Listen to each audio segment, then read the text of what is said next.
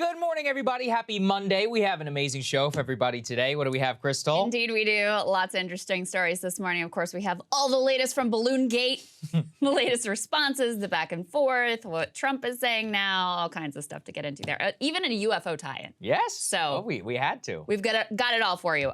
Also, a new 2024 poll that, boy, oh boy, does it look bad for Joe Biden. Looks bad for him with regards to the Democratic base. Looks bad for him with regards to the general election. He's even losing to Trump now. So we'll give you all of those details. We also have on the Republican side of the equation, the Koch network looking to jump in behind one candidate. That could, of course, reshape that race dramatically. We also have other news from the Democratic primary. They are already aggressively trying to rig it to make sure that Joe Biden does become the nominee. And as you guys may know, we were on the one and only Joe Rogan podcast last week. Yes. A lot of fun.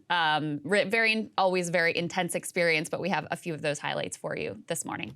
There we go. Before we get to any of that, though, tomorrow is the State of the Union address, and we will be covering it here live for you. Our friends Kyle Marshall will both join us as well. Are we getting Ryan and Emily in? I don't know if we have we'll see. We're still working it all out, guys. Yeah.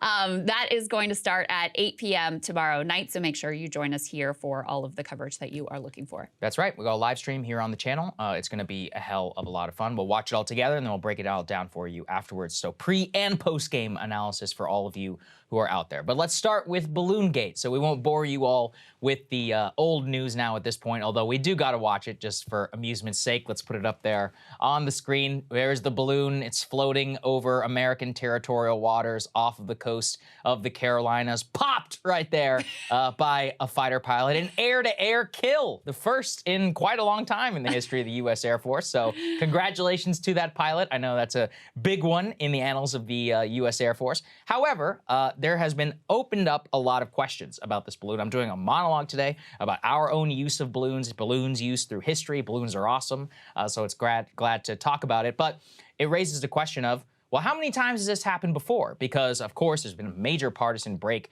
that's come out. Many Republicans accusing the Biden administration of being soft on China for not shooting down the balloon after its initial detection over the Aleutian Islands. But then secondary questions being asked of, well, hey, hold on a second. How many times has this actually happened before? Let's put this up there on the screen. Lucas Tomlinson, he's the Pentagon correspondent for Fox News. So Republicans should at least, you know, if you want to doubt somebody, this is a Fox News reporter, just saying that, putting it out there. He says, a Chinese spy balloon crashed into the Pacific off the coast of Hawaii 4 months ago, U.S. officials say. Fox News has also learned at least one Chinese spy balloon flew over portions of Texas and Florida during the Trump administration. So that is an especially important detail because basically all through the weekend before those revelations came out, Republicans were smashing Joe Biden for being soft on China. We have a little bit of a taste of some GOP officials exactly talking about that. Let's take a listen. This entire episode telegraphed weakness to Xi and the Chinese government. And to illustrate why, I would just ask one hypothetical question. Imagine how this would have played out if nobody had taken any pictures of the balloon, if nobody in Montana had looked up and noticed this giant balloon, if it wasn't in the news. We know that when the Biden administration knew about the balloon, they said nothing, they did nothing, they didn't shoot it down. And at the end of the day, I think the only reason they shot it down is because it made it into the news, and they felt forced to as a matter of politics rather than national security. The Pentagon says that they know of the Chinese doing this at least 4 other times previously, once at the beginning of the Biden administration, 3 times during the Trump administration. It seems to be you're saying no, that's not true. But in any case, what's the difference? I'm saying. Okay, well, the difference is this. Are we aware? Have we seen the Chinese fly these balloons in the past? Yes. I think there's even Twitter pictures of it flying at one point off the coast of the U.S. Down south somewhere. The existence of the balloons is not a mystery to people in that field. What we've never seen, what is unprecedented, and whoever the source was at the Department of Defense would have to acknowledge this, what is unprecedented is a balloon flight that entered over Idaho and flew over Montana, over all these sensitive military installations, Air Force bases, ICBM fields, right across the middle of the country. That has never happened before. That is unprecedented. That it flew briefly over some part of the U.S. or continental U.S., that's one thing. But what we saw this week, it's unprecedented. And that's why everyone's reacting the way they're reacting. We've never seen this. So this is no comparison to anything that may have happened up to this point. So lots of jockeying in the press. Would Trump have shot it down? You know Trump would have shot it down, although some may have flown over. At this point, okay, here's what we can say. It does seem, based on what Marco Rubio said, you should remember he's one of the members on the Intelligence Committee. He's been very involved in the UFO report. He is accepting as fact that a balloon did overfly the United States at least once during the Trump administration. That's opening up all this discussion. Well, would Trump have shot it down? And honestly, I just wish we would take a step back and be like, well, yeah, wait, how many times has this happened before? That's actually a pretty valid question. And to be fair, the intelligence officials who were in charge during the Trump administration, they say it is totally not true that the balloon did fly, although, you know, many people who are privy to the current intelligence are saying it is. So we have some clips of them saying that. This was the DNI Ratcliffe, the director of national intelligence under Donald Trump, for a portion. He says that he never learned about this balloon flight while he was in the administration. Let's take a listen. The Department of Defense is claiming that there were 3 balloons, Chinese spy balloons, that entered the United States airspace during the Trump administration, and that they were not shot down and they were not disclosed. Can you please tell us the truth and if that's true? Well, it's not true. I can refute it. Former Secretary of Defense Mark Esper refuted it yesterday. Former Secretary of State and CIA Director Mike Pompeo has refuted it. Who's lying, Krystal? I really don't know. I mean, we got a lot of untrustworthy characters. We got all the Trump intelligence, and then you also got the Pentagon. I mean, it's not like you necessarily want to take those people at their word. And Trump himself, let's put this up there on the screen for the, I guess, the final word from the man. He says it, quote, never happened, and it is fake disinformation. So did the balloon fly over the United States or not? It remains a mystery as to whether that is true, but it is, of course, opening up all sorts of partisan charges. I personally just found it very amusing that people, I think Fox and Friends did a panel where they said that Biden wasn't going to shoot down the balloon the morning that the balloon was actually shot down because of the Hunter Biden laptop. Right. Story. And I was like, well, that's certainly a take. Let's go with that. And then, of course, hours later, had to They shot down the balloon. eat crow when he actually did shoot down the balloon. I mean, okay, so first of all, there is some reporting this morning that tries to square this circle between, like, balloons probably overflew the U.S. from the Chinese during the Trump administration, and we didn't know about it, and Trump officials are insisting, like, no, this didn't happen, which is that it did happen, but they didn't become aware of it during the Trump administration. How is that possible? Which, Yeah. I still have so many questions about this. Right. I mean, another thing that I will say is I just despise whether it was under the Obama administration, whether it was under the Trump administration, or now what Republicans are saying. I hate this, like, weakness discourse when it comes to foreign policy, which is so squishy, it's so meaningless. It's just, you know, foreign powers are not pursuing their aims. Like, China is not deciding whether or not to invade Taiwan based on what the hell we did with the stupid balloon, okay? That's number one. So that whole discourse really, really irritates me. It irritates me, you know, when it was under Trump and there was all this discourse about his weakness with regards to Russia and Vladimir Putin, et cetera. So that's one piece. Another question I still have is, like, was this intentional from the Chinese? Because there is huge and significant, I think, diplomatic, fallout over this. Blinken was scheduled for a sort of long overdue visit. He canceled his trip. This trip was kind of designed. They didn't have any big deliverables or goals on this trip, but one of the goals was actually to try to have lines of communication so that if you had some sort of, like, domestic mishap or some sort of, like, weird international diplomatic crisis as the one that is unfolding right now, that it could be more easily diffused. So the loss of that trip is actually a real loss. So you're going, okay, was this intentional on the part of the Chinese? Did they, mean to float something over Montana that people could visibly see with their eyes? Was this incompetence? Was this hawkish hardliners in the Chinese government trying to undermine the trip? I mean, I think there's still a lot of they say this was a weather balloon that went off course. Right. You can read into that what you will.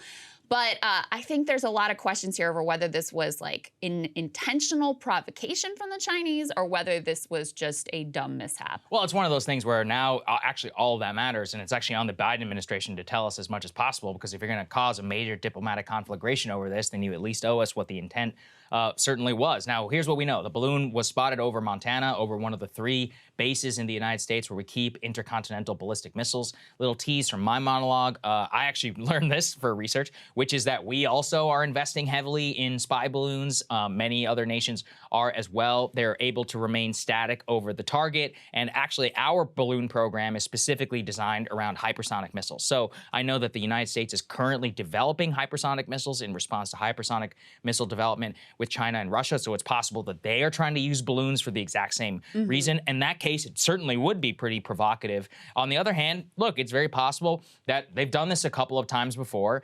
Many nations have spy balloons that are floating around the world, mostly the great power nations. And how many, maybe we just learned about it because in this particular case, it was spotted by a commercial jetliner who was like, hey, what is that? Well, people in Montana could see it with their naked eye. Right. So, I mean, that, again, if that's intentional, this is some gall, right? Right. Ahead of this important diplomatic visit that, you know, they'd been long in preparations for. The piece of information that makes me feel like this was more probably some incompetence or dumb mishap or somebody trying to subvert this trip, the more hawkish elements, is the fact that when the existence of the balloon was first reported, the first thing they did was deny it. Yeah. But then once they acknowledged it and, you know, spun their story about, oh, it's a weather balloon and feared, of course, whatever, it was notable to me that they apologized. And that indicated, I mean, I was leaning in one direction, that sort of indicated to me that, all right, they didn't really, this went awry. This was not the way that they wanted things to go. Now, I'm not saying that it wasn't a spy balloon. It obviously was. I'm not saying that they didn't intend to float it over Montana, et cetera. But I don't think that they perhaps meant for it to be this blatant and this obvious. Because look, the one thing Ted Cruz said here that I do actually agree with is this does all come down to politics and it does all come down to optics because it's no mystery that China's spying on us and we're spying on them. We know that they have these spy satellites that are probably able to gather just as much data as this frickin' balloon was. The problem is when it's so in your face that it prompts an entire nation to focus on it and say, okay, well, guys, what are you doing about this and what does this ultimately mean? Well, it is emotive. I mean, can we not help but say, look, I don't know why there's a difference. There just is. Between a satellite that's up in international space and one that's literally 60,000 feet up, barely in the stratosphere, right over an ICBM site that's overflying America. I mean, if you think back to the Sputnik moment and what that feeling was like for a lot of Americans, I think it comes down to a fundamental nation of security and especially the fact that it is our country. On whether, though, it was intentional or not, I don't know, because actually I was thinking back to the 1960 U-2 incident. So if we think back to that, when Francis Gary Powers was shot down over the Soviet Union, he actually was shot down at 70,000 feet. What did we say? We're like, oh, it was a routine geological survey that went off course into the Soviet Union, but it was unmanned. There was nobody on it because they thought he was dead. And then he was alive, and it was like, yeah, it was a spy plane. Yeah. So, and then we had to the whole Bridge of Spies thing blew up to eventually get him back. Yes, Eisenhower and Khrushchev. It actually set some bad relations going into the Cuban Missile Crisis a year later. Okay, so or a couple of years later. So the point is that sometimes these are routine military missions, and then what happens on routine military missions? Stuff goes wrong. As to whether it was drifting off course, the more I've researched into this, I don't believe it for a second. So I'll tell you why, Krystal. Our own balloons, and as I understand, over the high-tech spy balloons that now exist in the 21st century, they have a high rate of maneuverability. They actually have software on board that incorporates wind patterns so that they're able to determine their course and all of that. The idea that it was blown off course is ludicrous. It has it has the ability to maneuver and its own engine on board the balloon itself. So let me ask you this, since you've gone deeper into the spy balloon history and annals and current capabilities than I have. What about the altitude? Because what strikes me as so brazen about this is that random people standing on the ground in Montana could see this thing. Like, would it normally be at such a high altitude that you wouldn't be able to? So that's the part that to me, I'm like, maybe that was unintentional, because I do think that if they had done a better job sort of like covering their ass and like they did in the Trump administration, flying the balloons, but nobody really notices, whatever, you wouldn't have this whole diplomatic fallout. A lot of it is determinative weather, but again, our own balloons fly at the exact same altitude. Our balloons fly at 60 to 90,000 feet. This balloon was reportedly detected right at 60,000 feet. feet, which, you know, if you're taking photos, probably better to be lower so you can get as high resolution as possible. A lot of the visibility from the naked eye, that more has to do with weather conditions on the particular day, from what I understand, especially also if you consider, even if it wasn't visible from the naked eye from the ground, which it was in some cases this time, commercial jetliner is a whole other one. And that's where my question is to everybody who operates these balloons, which is, you know, commercial airliner flies at what, 35,000, 40,000 feet? It's only 20,000 feet away from this balloon. Like, obviously, they're going to be able to see it. And visibility up there is totally different than visibility from the ground. I know aviators are probably rolling their eyes at me. I'm sorry, you know, based on my limited research from what I can tell. But the idea that it was brazen to fly at 60,000, from what I can tell, that's actually a normal altitude for a spy balloon. So really, I think they got caught. And it's really just like the U-2 incident where it was a routine mission. Part of the reason why they probably didn't think it was brazen is they're like, hey, we do it all the time. Who knows how many balloons? Also, this is what we're about to get to. These are just the ones that we know about. How many flew over that we have no idea about? Because something I take away and have taken away from a lot of my UFO research and reading, as not only that, but also on missile technology, the idea that we have a perfect clue of what's happening outside of commercial space, it's just completely not true. Yeah. Like, so, as much as we like the idea of technology, you know, it's a big country and there's a lot of air up there. A lot of sky up there. Yeah. Yeah, I mean, I guess that to me is maybe the most likely explanation is like they do these things all the time. And so they didn't think to, you know, to break up the routine, given that we had this visit with Blinken coming, they just kept doing the thing that they normally do. Yep. It just so happens this time, for whatever reason, it was so obvious that they got caught.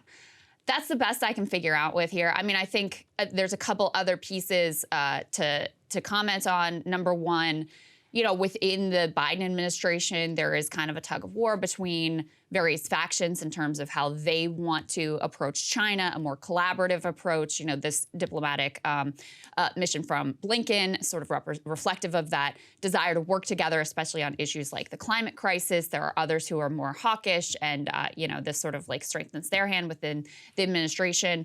That's one thing to say. And then the other thing to say here, which frankly I think is unfortunate, is, I mean, this is Cold War 2.0. It has the exact same vibes of some, you know, a spy mission gone off course, major diplomatic blow up, potential, you know, long-term fallout, et cetera.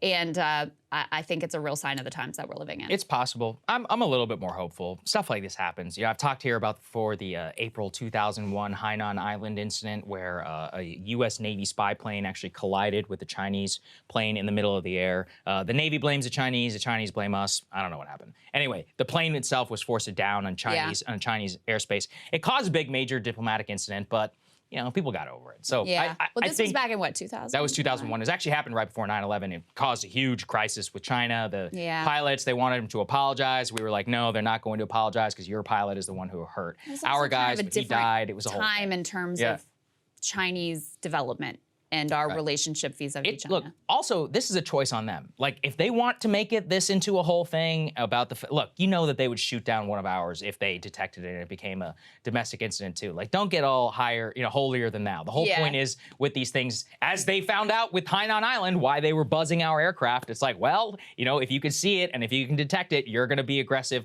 towards it whenever it's your airspace. So I don't want to hear it. I guess the best hope, as you're pointing out, is that everybody is sort of like acting out their part of what they feel like they need to do to appease their own domestic populace, right?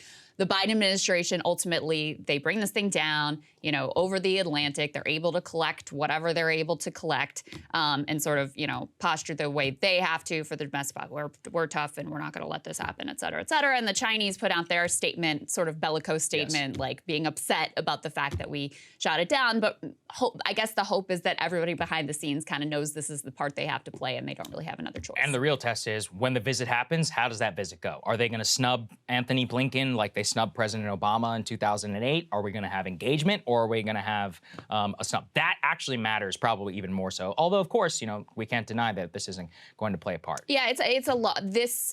the circumventing of this, the undermining of this particular visit is a loss. Hopefully they're able to get it rescheduled in the not too distant future. Absolutely. Hey guys, ready or not, 2024 is fully upon us now, and Saagar and I have been brainstorming ways that we can really up our game for this critical election. Yeah, we rely on our premium subs to expand our coverage, to add staff, to upgrade the studio. We just want to give you the best independent coverage of this election, which is possible. So if you can help us out, become a premium subscriber today, breakingpoints.com, or the link is down here in the description video. It really means the world to us, and if you like what we're all about, this is the best possible way to keep us 100% independent, working only for you.